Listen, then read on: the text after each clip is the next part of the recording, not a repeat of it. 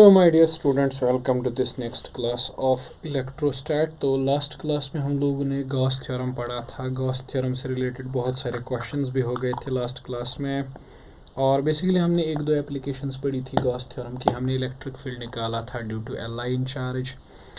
आज हम बेसिकली शुरुआत जहाँ से कर रहे हैं ना, that's also an important thing to discuss. तो हम लोग आज की क्लास में पढ़ने वाले हैं गॉस थ्योरम की एक और एप्लीकेशन। तो आज की क्लास में हम लोग डिस्कस करेंगे बेटा basically electric field of A charged sheet. ठीक है, हमारे पास कोई चार्जड शीट है, उस चार्जड शीट का इलेक्ट्रिक फील्ड हम कैलकुलेट करेंगे कि उस चार्जड शीट का इलेक्ट्रिक फील्ड क्या होता है। ठीक है, तो थोड़ा सा ध्यान आप दें, थोड़ा सा समझने की कोशिश करें। हालांकि ज़्यादा मुश्किल नहीं है, बिल्कुल आसान सी चीज़ पढ़ाने जा रहे हैं। देखें, अब पहले हम एक काम करते हैं, हम एक शीट ले लेते हैं which is basically an infinite charged sheet. एक शीट ले लेते हैं which is infinite charged sheet. देखिए, इन्फानाइट चार्जड शीट का मतलब क्या मैं कह रहा हूँ, मैं आपसे कह रहा हूँ आपको एक शीट कंसिडर करना है, एंड इस शीट की जो लेंथ है ना, दैट इज़ इन्फानाइट। वो बहुत बड़ा शीट है। ठीक है, इसकी लेंथ यहाँ से देखें तो बहुत ज़्यादा है, यहाँ से देखें तो बहुत ज़्यादा है, और यहाँ कुछ चार्ज पड़ा हुआ है इस तरह से इसके ऊपर। ठीक, कुछ इस तरह से हमने चार्ज रखा हुआ है इस पर, इस तरह से। ये है इस शीट के ऊपर का चार्ज विच इज़ क्यू। ठीक है, हमने इस शीट के ऊपर जो चार्ज रखा है दैट इज़ क्यू। ठीक, और ये चार्ज जो है ना, ये एक्सटेंड कर रहा है इन्फिनिटी तक। मतलब इसका साइज़ जो है ना शीट का, दैट इज़ क्वाइट लार्ज, वो बहुत ज़्यादा है। और इलेक्ट्रिक फील्ड जो है ना इसका, मतलब इस चार्जड शीट है तो चार्ज बहुत ज़्यादा है इस पर। This is what I want to say. तो अगर चार्ज इस पर बहुत ज़्यादा है, हमें इसकी वजह से देखना है कि जो इलेक्ट्रिक फील्ड है वो कितना क्या बनेगा, वो कितना होगा इलेक्ट्रिक फील्ड। ठीक, तो हम एक काम करते हैं बेटा, हम गॉस थ्योरम का यूज़ करते हैं। मान के चलो हमें इस पर्टिकुलर पॉइंट पे इलेक्ट्रिक फील्ड निकालना है। मान लीजिए इस पर्टिकुलर पॉइंट पी पे, और ये पॉइंट पी आर डिस्टेंस पर है। ठीक है, ये आर डिस्टेंस पर है यहाँ से। तो अगर हम इसका इलेक्ट्रिक फील्ड निकालना चाहेंगे तो हमें क्या क्या बनाना पड़ेगा, एक गॉसियन सरफेस। अब यहाँ ध्यान से समझिएगा कि जो गॉसियन सरफेस बनाई जाती है ना, दैट इज़ कॉल्ड एज, वो सिलेंड्रिकल गॉसियन सरफेस बनती है। मतलब कुछ ऐसे बनाया जाता है एक Gaussian surface, and this Gaussian surface is completely cylindrical. इस तरह से हमने एक गॉसियन सरफेस बनाई, and this Gaussian surface is completely cylindrical. ये गॉसियन सरफेस कुछ ऐसे बनाई जाती है। ठीक है, सिलेंड्रिकल गॉसियन सरफेस होती है ये जो सरफेस बनी ये बेसिकली है सिलेंड्रिकल गॉसियन सरफेस। अब ये जो सिलेंड्रिकल गॉसियन सरफेस है ना, इसको कभी कभी बोला जाता है, हम लोग इसको कभी बोल देते हैं Gaussian pillbox. It's called as Gaussian pillbox, कभी कभी इस नाम से भी जाना जाता है। ठीक, अब देखो इसका इलेक्ट्रिक फील्ड हम कैसे निकालेंगे, बात को समझिएगा। देखो बेटा, इस तरफ जो चार्ज है ना इसका, इस वाले तरफ, ठीक, उस चार्ज की वजह से पॉजिटिव चार्ज है तो इलेक्ट्रिक फील्ड इधर वाली डायरेक्शन में जनरेट होगा, और इस शीट के पीछे साइड पर भी चार्ज है तो उसकी वजह से इलेक्ट्रिक फील्ड इधर जनरेट होगा। अब अगर तुम इस वाले साइड पे यहाँ एरिया देखोगे तो एरिया वेक्टर भी इधर ही आएगा, है ना। तो इस साइड पे थीटा का वैल्यू कितना होगा, 0। और उधर देखोगे तो इस वाले सेक्शन का एरिया वेक्टर भी इधर ही आएगा, DA। ठीक है, और यहाँ भी थीटा कितना होगा, 0। और अगर तुम इस कर्व्ड सरफेस पे देखोगे तो इलेक्ट्रिक फील्ड तो आगे है ना, और इस कर्व्ड सरफेस का एरिया वेक्टर कहाँ आएगा, ऊपर की तरफ। ठीक, मतलब यहाँ एरिया वेक्टर ऐसे है, इलेक्ट्रिक फील्ड ऐसे, इस सरफेस के लिए थीटा का वैल्यू कितना, 90 बन गया। ठीक है ना, ओके। तो अगर तुम यहाँ पे देखोगे, सॉल्व करोगे तुम किसको, गॉस लॉ को, जो कि कहता है E डॉट DA, है ना, यानी flux, that flux is equal to जो भी चार्ज एनक्लोज हुआ है गॉसियन सरफेस में डिवाइडेड बाय एप्सिलॉन नॉट। ठीक, इसको तुम ऐसे नहीं लिख सकते, इफ़ यू रिमेंबर, हम इसे ऐसे लिख सकते हैं E dot DA for this surface. ये फर्स्ट सरफेस मान लो, ये सेकंड सरफेस मान लो, और ये जो कर्व्ड सरफेस है ये थर्ड सरफेस मान लो। ठीक है, तो मुझे तो first surface plus E dot DA, है ना, E dot DA for second surface. ठीक, और plus E dot DA for third surface, है ना।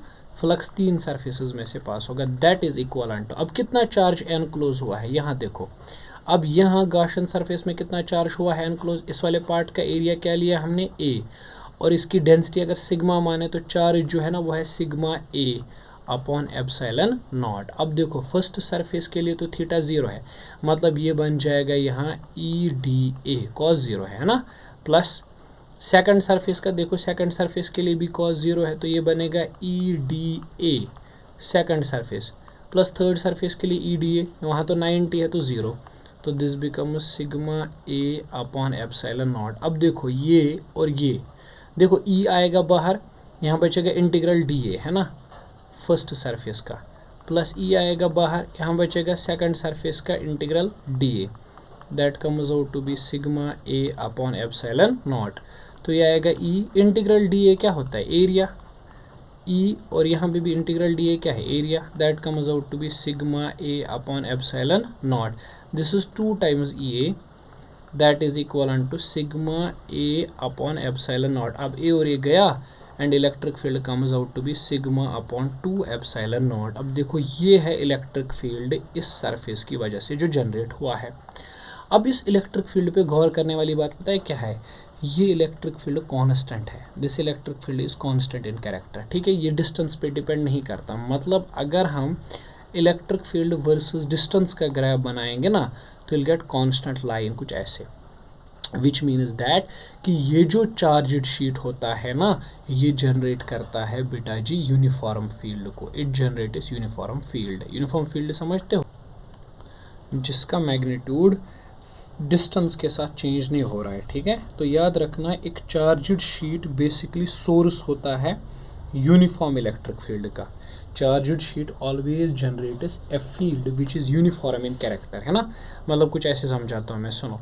अगर मान लो तुम्हारे पास ये चार्जड शीट है ना, एक minute let me make it A side, okay. अब देखें, मान लो मेरे पास ये कोई चार्जड शीट है, ठीक है, किसी भी इस तरह से रखा गया है, तो ये चार्जड शीट, इस पे चार्ज है ना क्यों, ये जो चार्जड शीट है ना बेटा ये जनरेट करेगा इलेक्ट्रिक फील्ड, मगर वो इलेक्ट्रिक फील्ड यूनिफॉर्म होगा, यानी कुछ ऐसे, वो इलेक्ट्रिक फील्ड ऐसे होगा यूनिफॉर्म, उसका मैग्नीट्यूड चेंज नहीं होगा डिस्टेंस के साथ, पीछे भी इधर की तरफ, क्योंकि दोनों साइड से चार्ज है ना, ऐसे करके ये जनरेट करेगा यूनिफॉर्म इलेक्ट्रिक फील्ड को। So a charged sheet always generates uniform electric field, याद रखा आपने, ठीक है। तो अगर मेरे पास कोई इन्फानाइट शीट है, उस इन्फानाइट शीट की वजह से बनने वाला electric field is sigma upon 2 epsilon naught, ठीक है। ये इलेक्ट्रिक फील्ड का मैग्नीट्यूड कितना होता है, सिग्मा अपॉन 2 एप्सिलॉन नॉट। अच्छा, सिग्मा को मैं लिख सकता हूँ ना चार्ज अपॉन एरिया करके भी, तो ये आएगा क्यू बाई ए, सिग्मा के बदले हम लिखेंगे क्या, सिग्मा यानी चार्ज डेंसिटी है क्यू बाई ए, तो इलेक्ट्रिक फील्ड बन जाएगा क्यू अपॉन 2 एप्सिलॉन नॉट, ठीक है, ओके। बहुत सिंपल सी चीज़ है, कुछ खास बात नहीं है, ठीक है। अब ये तो हो गया इन्फानाइट शीट की वजह से जो इलेक्ट्रिक फील्ड बनता है। यहाँ मैं आपसे एक और चीज़ डिस्कस करूँ, छोटी सी बात है। दूसरा मैं डिस्कस करूँ आपके पास field due to a conductor, यहीं पे डिस्कस करते हैं field due to a conductor. एक कंडक्टर जो है ना, उस कंडक्टर की वजह से कितना इलेक्ट्रिक फील्ड जनरेट होता है, एक कंडक्टर की वजह से।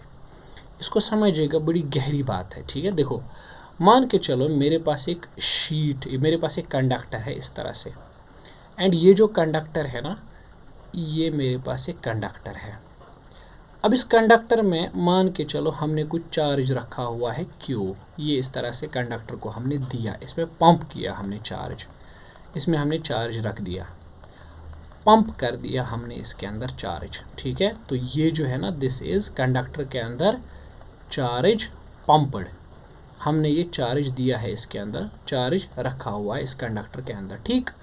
अब आप एक चीज़ जानते हैं, हमने पढ़ा हुआ है कि कंडक्टर के अंदर क्या होता है, नो फील्ड लाइन पासेस, है ना, कोई भी इलेक्ट्रिक फील्ड लाइन कंडक्टर के अंदर पास नहीं होती है, know field line passes through conductor, कोई भी इलेक्ट्रिक फील्ड लाइन कंडक्टर के अंदर पास नहीं होती है। इफ़ यू रिमेंबर वो वाला लेक्चर, उसमें मैंने बोला था कि बेटा असल में क्या होता है, inside the conductor electric field is basically zero. Conductor के अंदर इलेक्ट्रिक फील्ड नहीं होता किसी भी तरह का नहीं। असली में पता है क्या होता है, ये जो चार्जेस हमने अंदर दिए हैं ना, ये चार्जेस एक जगह नहीं रहते, ये सारे चार्जेस धीरे धीरे करके सरफेस के पास आ जाते हैं। ठीक है, अब तुम बोलोगे सर हमें कैसे पता चला ये सारी स्टोरी? देखो ये स्टोरी हमें पता कैसे चली, इसको समझो। देखो जब हमने इस कंडक्टर के अंदर वाली सरफेस में गॉस लॉ अप्लाई किया, हमने लिखा E डॉट dA। ठीक है, जब गॉस थ्योरम को सॉल्व किया गया ना इनसाइड द कंडक्टर के लिए,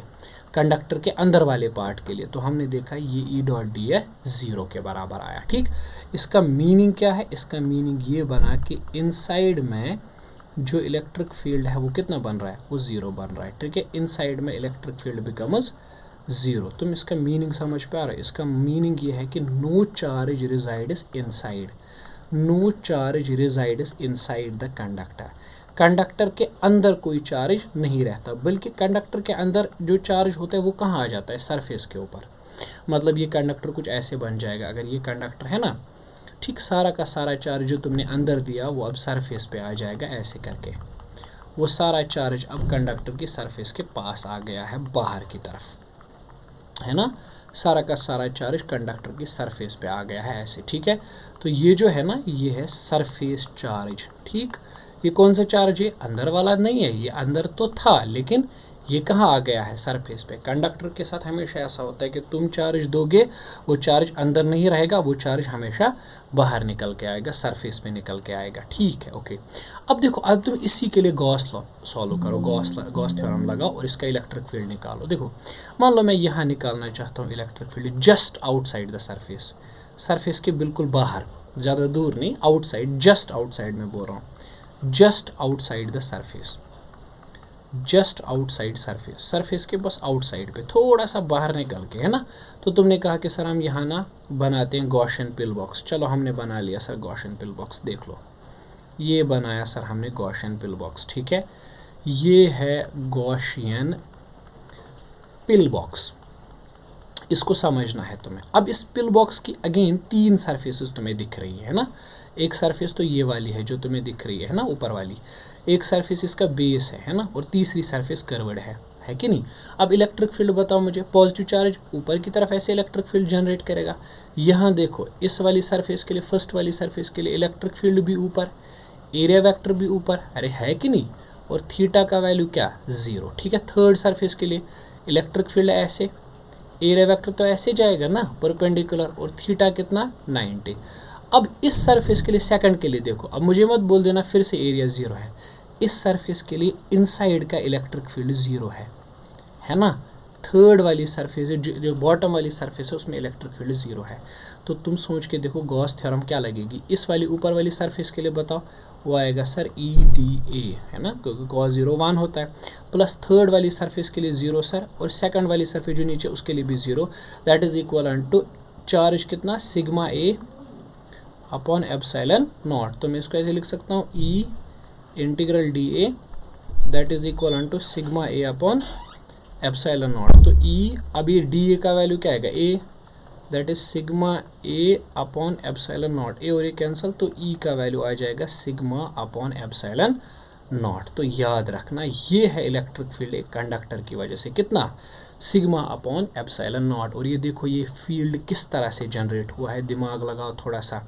ये जो इलेक्ट्रिक फील्ड यहाँ बन रहा है ना, अगर ये कंडक्टर है ना, ये इलेक्ट्रिक फील्ड जो यहाँ प्रोड्यूस हो रहा है, ये इलेक्ट्रिक फील्ड बन रहा है बेटा जी सरफेस के परपेंडिकुलर, है ना। ये इलेक्ट्रिक फील्ड जो यहाँ जनरेट हो रहा है ना, ये ऐसे जनरेट हुआ है सरफेस के परपेंडिकुलर। ठीक है, मतलब अगर कोई तुम्हें बोले कि हमें इलेक्ट्रिक फील्ड निकालना है यहाँ पे, देखो कहाँ पे, यहाँ पे, तो तुम पता क्या करोगे? तुम इस सरफेस पे ऐसे टेंजेंट मारो, ये सरफेस है, इसके परपेंडिकुलर यहाँ इलेक्ट्रिक फील्ड होगा। ठीक है, कोई तुमसे बोल रहा है कि मुझे ना यहाँ चाहिए इलेक्ट्रिक फील्ड, तुम क्या करोगे? यहाँ एक सरफेस बनाई और इसके परपेंडिकुलर इलेक्ट्रिक फील्ड ऐसे। अब यहाँ एक अच्छा सवाल आता है, सर इलेक्ट्रिक फील्ड किसके बराबर है? Sigma upon epsilon not. यहाँ पर भी क्या है? Sigma upon epsilon not. Sir sigma क्या है? सिग्मा है बेटा charge by area into epsilon not. Sir यहाँ देखिए ना, यहाँ एरिया अलग है, ठीक है, और यहाँ एरिया अलग है। अरे भाई दिमाग लगा, चल मैं बताता हूँ, सुन। देखो ये मेरे पास कोई सरफेस है, ये मेरे पास कोई कंडक्टर है, ऐसे करके है ना, ऐसे करके है ना। अब देखो यहाँ का एरिया तो बिल्कुल डिफरेंट है, ये वाला एरिया, ठीक है, और यहाँ का एरिया बिल्कुल डिफरेंट है, ये वाला एरिया, ये तो डिफरेंट है, तो एरिया तो डिफरेंट है ना। यहाँ जो इलेक्ट्रिक फील्ड होगा वो होगा सिग्मा अपॉन एप्सिलॉन नॉट, यहाँ जो इलेक्ट्रिक फील्ड होगा वो भी होगा सिग्मा अपॉन एप्सिलॉन नॉट। तो सर इस कंडक्टर के लिए हर जगह अलग अलग सिग्मा होगा? जी बिल्कुल, हर जगह अलग अलग सिग्मा होगा, ठीक है। इसीलिए हम सिग्मा को पता है क्या बोलते हैं, इसे हम चार्ज डेंसिटी नहीं बोलते, लोकल चार्ज डेंसिटी बोलते हैं। We call this as local charge density. इसका कंसेप्ट समझ आ रहा है? मतलब कि अगर तुम इलेक्ट्रिक फील्ड निकाल रहे हो ना किसी पर्टिकुलर पॉइंट पे, मान लो तुम यहाँ इलेक्ट्रिक फील्ड निकाल रहे हो, तो तुम इस वाले एरिया की डेंसिटी लोगे, सिर्फ इस वाले पार्ट की डेंसिटी, है ना। अगर तुम इलेक्ट्रिक फील्ड यहाँ निकाल रहे हो ना, तो तुम इसके पास वाले एरिया में देखोगे डेंसिटी कितनी है, ठीक है। चलो मान लो कोई बंदा इलेक्ट्रिक फील्ड निकाल रहा है यहाँ पे, है ना, तो उसे क्या चेक करना है, उसे चेक करना है इस वाले सरफेस की डेंसिटी कितनी है। कोई इलेक्ट्रिक फील्ड निकाल रहा है कहाँ पे, यहाँ पे, तो उसे चेक पता है क्या करना है, इस वाले पार्ट की डेंसिटी कितनी है ना, ठीक। और देखो अगर मान लो मेरे पास कोई कंडक्टर है विच इज़ यूनिफॉर्म, मान लो देखो ऐसे हर जगह पर एरिया सेम है, तब तो हमें मसला ही नहीं है सिग्मा का, ठीक है, तब तो हम सिग्मा लिख लेंगे क्योंकि पूरे कंडक्टर पर सेम ही होगा अगर यूनिफॉर्म है तो, ठीक है। तो इलेक्ट्रिक फील्ड जो परपेंडिकुलर जनरेट हो रहा है ना, that is sigma upon epsilon naught. तो सिग्मा बेसिकली डेंसिटी है, लेकिन कौन सी, it is basically local charge density, इसे हम लोकल चार्ज डेंसिटी कहते हैं, ठीक है, लोकल चार्ज डेंसिटी, ठीक। तो कंडक्टर के केस में समझ गए, इन्फानाइट शीट के केस में sigma upon 2 epsilon not, conductor के केस में सिग्मा अपॉन एप्सिलॉन नॉट, ठीक। लेकिन एक मसला है यहाँ जो आप मेजॉरिटी लोगों में देखेंगे बेटा, कन्फ्यूजन है ना, एक छोटा सा कन्फ्यूजन, छोटा सा नहीं बहुत भयानक कन्फ्यूजन है भाई। इस कन्फ्यूजन को मैं यहीं ख़त्म कर देता हूँ, ठीक है। आप बाद में सुनेंगे, किसी जगह पे पढ़ेंगे तो कन्फ्यूजन क्रिएट होता है, ठीक है। कन्फ्यूजन पता है क्या होता है, बोलते हैं सर हमारे पास दो तरह के शीट्स हैं, एक है हमारे पास कंडक्टिंग शीट, हाँ जी बिल्कुल कंडक्टिंग शीट है ना, और दूसरा होता है सर हमारे पास नॉन कंडक्टिंग शीट। तुम इसको समझना, एक होता है कंडक्टिंग, दूसरा होता है नॉन कंडक्टिंग। हाँ जी, कंडक्टिंग शीट मतलब जो मेटल से बनाया गया है, और नॉन कंडक्टिंग मतलब जो किससे बनाया गया है, जो किसी आप बोल सकते हैं ऐसे मटेरियल से बना है जो कंडक्टिंग नहीं है, ठीक है, नॉन कंडक्टिंग मटेरियल की वजह से। देखो ये देखो तुम्हारे पास कोई चार्ज शीट है, ऐसे करके ऐसे। अब इस चार्ज शीट की कुछ थिकनेस है, कुछ पर्टिकुलर थिकनेस होगी इस चार्ज शीट की वजह से, ऑब्वियसली होगी, मटेरियल है तो थिकनेस तो होगी ना, ऐसे करके इस चार्ज शीट की कुछ थिकनेस है, ठीक, ओके। यहाँ पे मेरे पास एक चार्ज शीट है, ये नॉन कंडक्टिंग है, ठीक है, इस तरह से, इसकी भी कुछ थिकनेस होगी, वट एवर जो भी है, कुछ ना कुछ तो थिकनेस होगी, ऐसे थोड़ी है कि बिना थिकनेस के होगा, थिकनेस तो कुछ ना कुछ होगी, जो भी थिकनेस है जैसी भी है, ओके। अब देखो, अब यहाँ दिमाग लगाओ, तुमने इस वाले कंडक्टिंग शीट को चार्ज दिया क्यों, तुमने इस वाले नॉन कंडक्टिंग शीट को चार्ज दिया क्यों।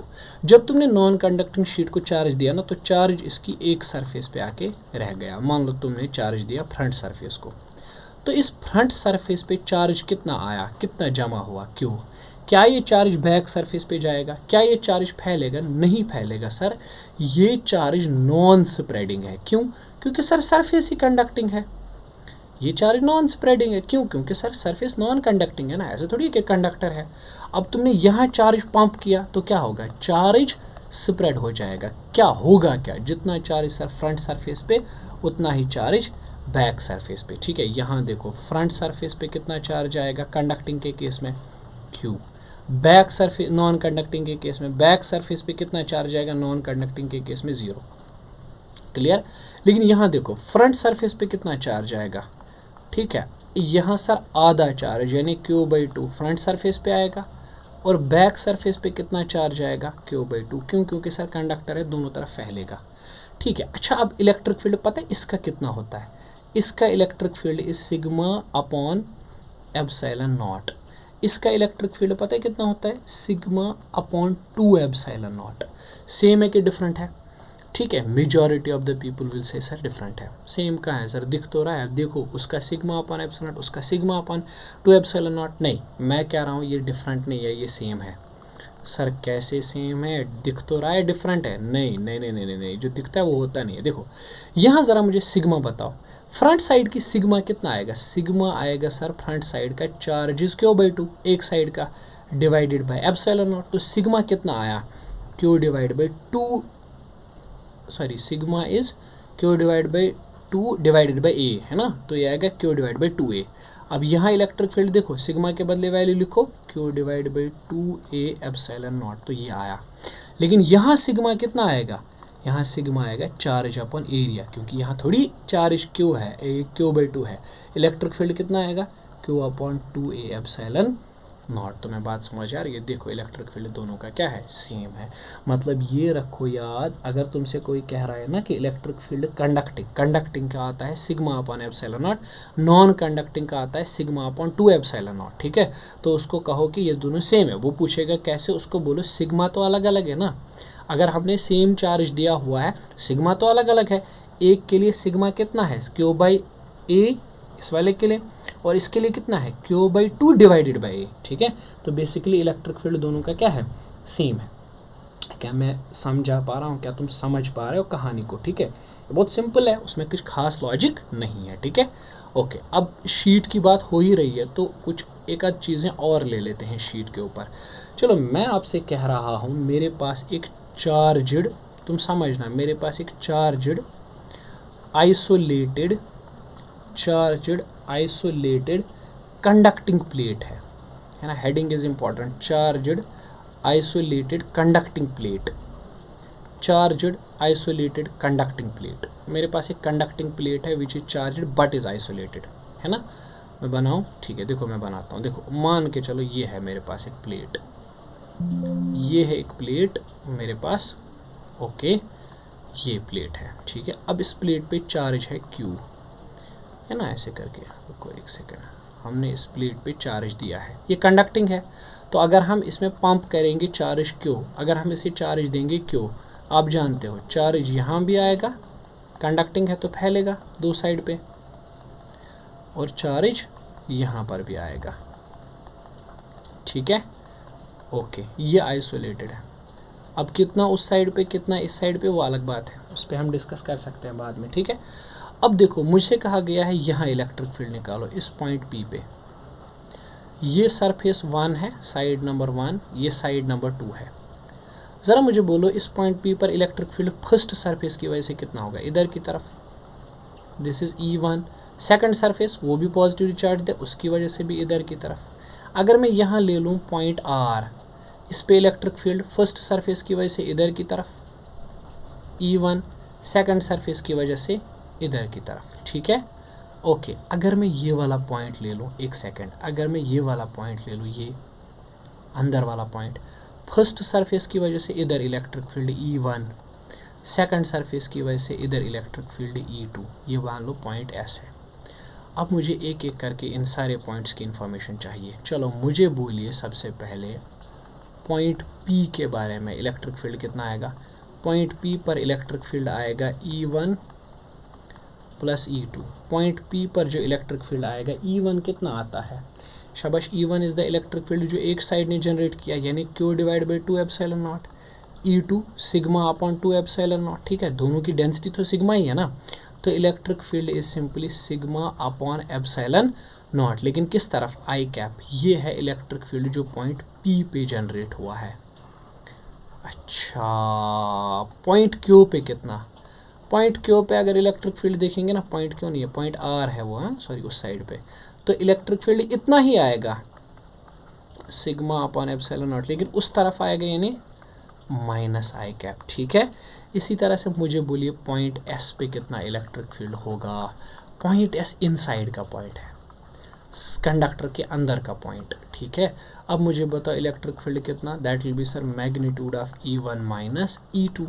तो sir electric field is E1 का वैल्यू आप जानते हैं sigma upon epsilon not 2 epsilon not, minus E2 का value sigma upon 2 epsilon naught. तो सर देखो नेट इलेक्ट्रिक फील्ड जो पॉइंट S पे है वो आया 0, और आना भी चाहिए, क्यों, क्योंकि इनसाइड द कंडक्टर फील्ड कितना होता है 0, कंडक्टर के अंदर का फील्ड 0 होता है। और तुम ये जानते भी नहीं कि ये पॉइंट कितना इंपॉर्टेंट है हमारे लिए, आगे हम इसे यूज़ करेंगे। तो कंडक्टर के अंदर का electric field is always 0, conductor के अंदर का इलेक्ट्रिक फील्ड हमेशा 0 होता है, ठीक है। चलो एक छोटी सी गहरी सी और एक एग्जांपल डिस्कस करते हैं। एक छोटी सी एग्जांपल और है, फिर आगे बढ़ेंगे। देखो ये देखो एक और एग्जांपल। मेरे पास एक इस तरह से है, वेट अ सेकंड, नए डायग्राम बना लेते हैं। ओके, मेरे पास एक चार्जड शीट है, कुछ ऐसे करके, है ना, कुछ ऐसे करके।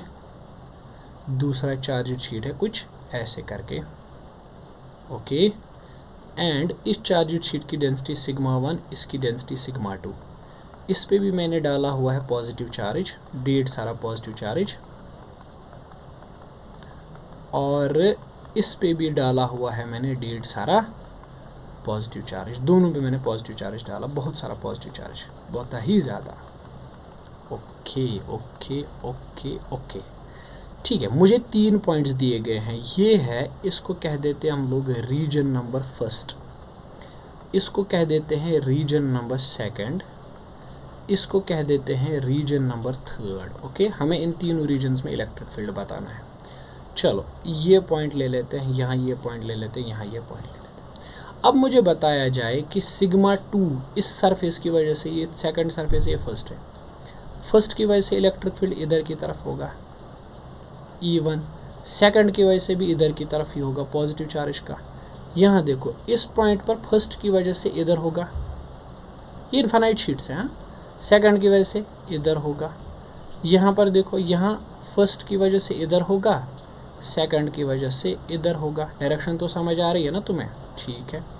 अब मुझे बताइए यहाँ इलेक्ट्रिक फील्ड कितना होगा थर्ड रीजन में, that is equal to sigma